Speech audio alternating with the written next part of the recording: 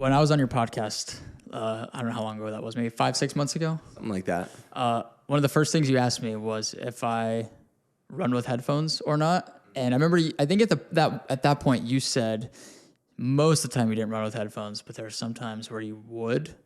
I'm wondering if that's changed at all. Yeah, so I can't tell you the last time that I can't remember the last time I wore headphones. Honestly, you came to the dark side. I came to the dark side. But like, I've been a no headphone advocate for a very long time, but it was like on like long runs when I'd be out there for like 2+ hours where I would listen to like a podcast or something like that. But now I don't even do that anymore. It's just like, it feels like it's cheating, you know? And I feel like when I'm not wearing headphones, I can really like tune into my body. Like every single step that I'm taking, I can tune into my breathing, rather than just like trying to tune out and just like, okay, like how am I going to make this time go by faster? Really just like immerse myself in the experience of running. It's like a spiritual experience too. Like when you're out there, and it's funny on those long runs, those first like it takes like 5 miles for me to really like settle in, and it's like really uncomfortable. But that's why like 5 miles also is like my least favorite distance to run too. It's like I feel like I'm just getting like settled in. But anyway, yeah, with not wearing headphones, it allows me to like just digest like all the information, process all the information that I've taken in over the past, day or week or whatever else it is, because we're in a society, as a society, we're constantly stimulated at like all hours of the day. It's like, I even catch myself too. It's like, okay, I'm making a cup of coffee. Like I can get a few minutes of a podcast in here, or like, like you can't go to the bathroom without taking your phone and like, scrolling social media, or can't stand in line at the grocery store without, checking a phone or watch or whatever else it is. It's like being out there, like you're forced to just be present. And I think presence is something that I've really struggled with, but it can become such a superpower. Like even today in this experience right now, like at the ranch this morning, like just hanging out with you, like this morning, this afternoon, is like, I feel like I have become more of a present person through running without headphones, just because it challenges me to just immerse myself in the present moment. And like I said, like really just process and digest all of that information and, kind of think, strategize, plan, assess. I don't really like go out on a run with like, okay, like this is what I'm going to think about, or this is what I'm going to, plan or strategize for it. I kind of just let my mind wander, and it's been an amazing feeling. Dude, your mind goes to some very weird places, especially the longer the run is, the longer that you're out there, because like you said, our minds are constantly used to that constant stimulation. And when you don't have that, you take that away. It wants that stimulation, so it just starts thinking of all these things that you probably normally wouldn't ever think about. I think it's definitely a form of meditation. And it's, I don't know, it's the same thing as starting your day off with something hard. It's like going out and being able to be present and kind of set that intention for your day or whatever it might be. It's just so crucial.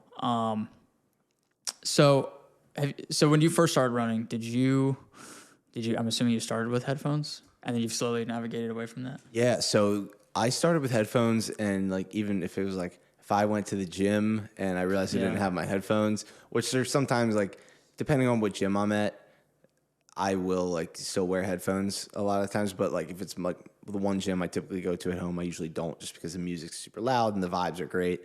Same thing like down here, if I'm working out at Squatch, like the vibes are just great. Like I don't need it.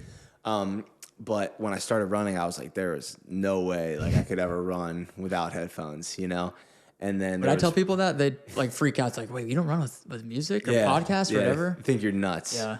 Which, kind of. It might be. Yeah, it might be. They might be onto something there. But there was one day last summer, and I was in like a really I was just off, like physically, mentally, like spiritually. I was just like, I was at like a crossroads in my life, and I was having like this like identity crisis, which I had like every other week for like dude, I still months. have that. Yeah, exactly. So there was just so much going on in my head, and I like was like sitting there on my computer, and I started like twitching. I literally couldn't do anything, and I was like, screw it. Like I just got up and I went for a run, and I didn't take my phone. I didn't take my headphones. Like I just went out and I just ran, and immediately like a quarter mile into it, I just felt like it was like euphoric. I was like able to just think about the things that were taking up so much like space and real estate in my head and be like, okay, like this is how I can go about this situation.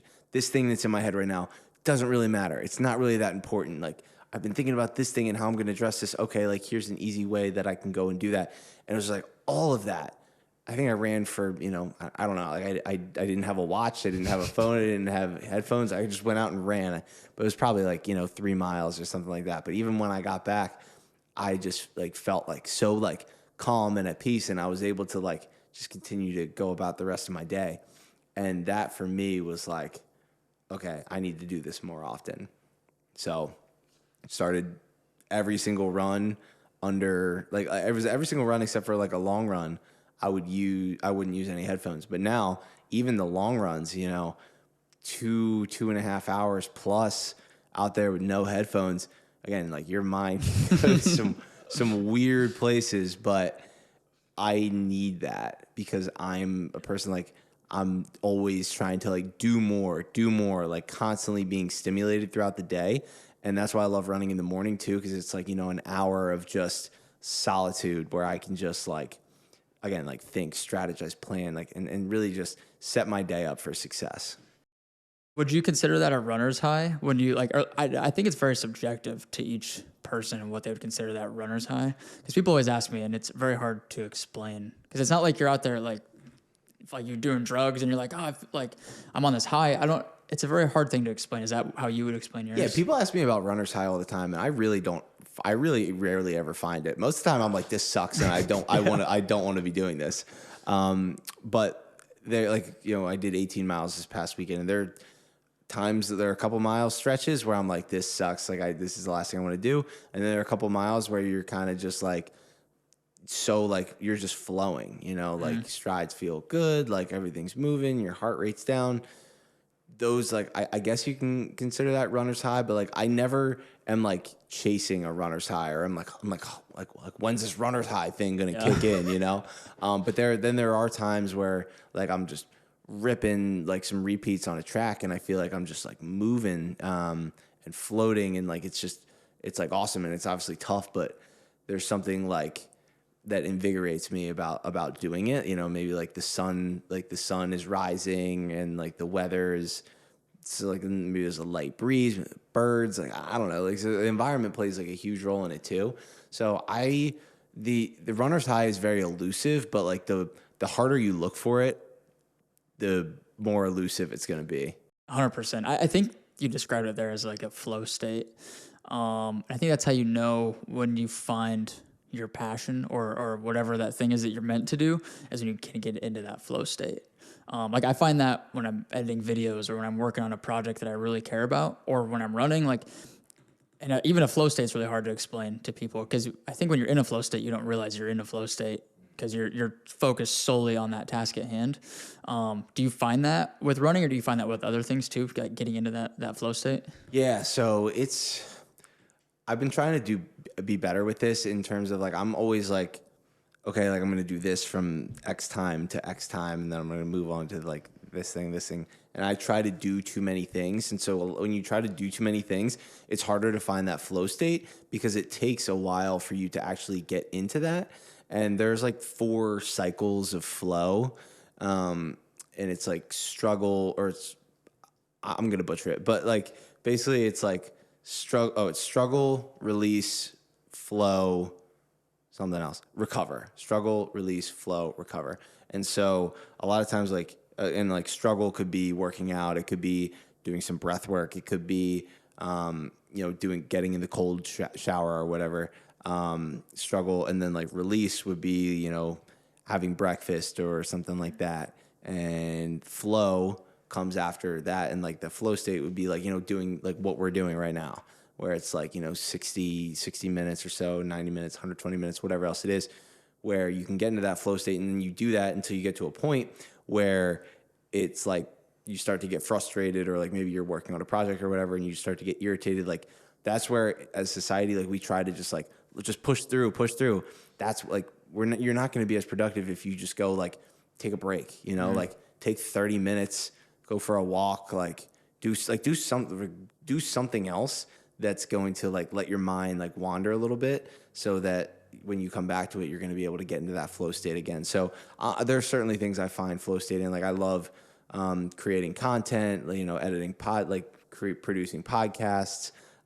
Even sometimes like when I'm networking, like I can get into a flow state when I'm networking. Like I'm like, oh, like I found this person that looks so interesting. And then like you go down this like 48 person rabbit hole, but like next thing you realize it's like 2 hours go by and it's just like, you've just sent a bunch of emails or DMs to people. And I'm like, oh, like that's like, for me, like that's fun. Like that's like flow state. But also like, you know, going to the gym and throwing around some weights, like that's flow state as well.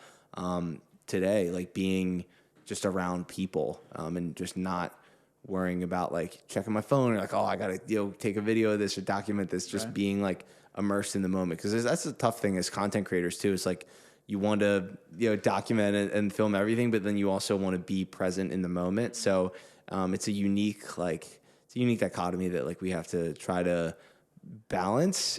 But yeah, I think there's definitely various ways where I find flow state.